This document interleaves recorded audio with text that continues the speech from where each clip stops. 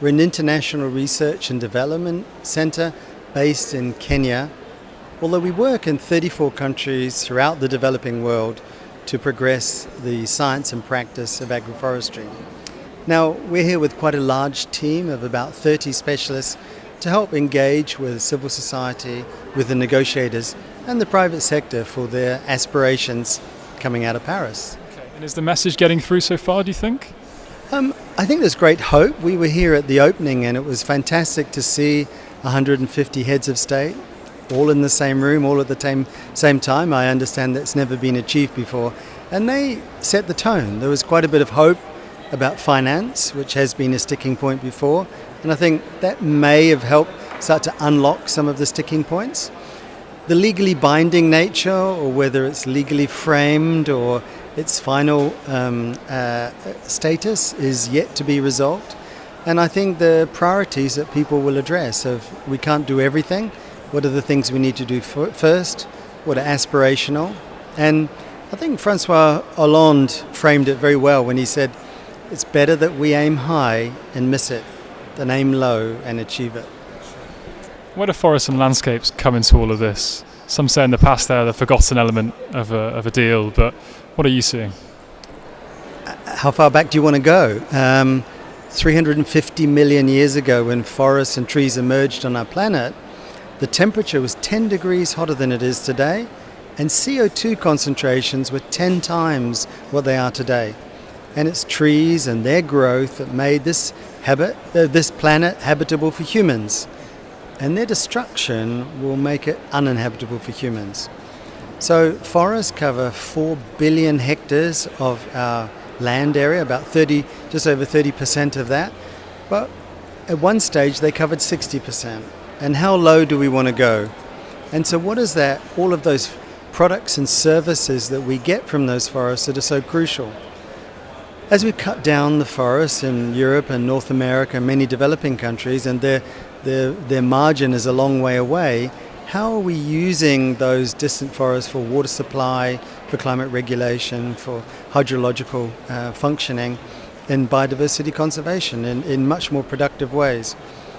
In the developing world, we're missing a lot of that tree cover, and so putting that tree cover back into farmers' fields is a key part of what we're doing at the individual farm level, at the village level, the watershed, and that whole landscape approach of trying to tie it together.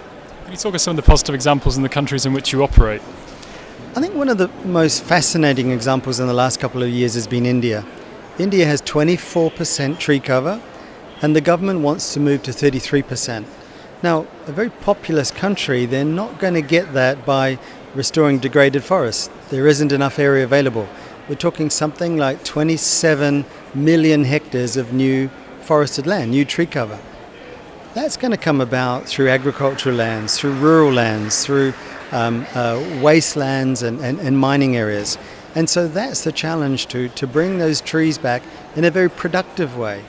And those rural farmers don't know much about carbon and climate change and the international negotiations, but they do know about their livelihoods and what makes sense for them in terms of firewood, in terms of fruit, in terms of other forms of energy, in terms of timber, building materials, and in terms of shade. So the world is worried about a 2-degree climate change.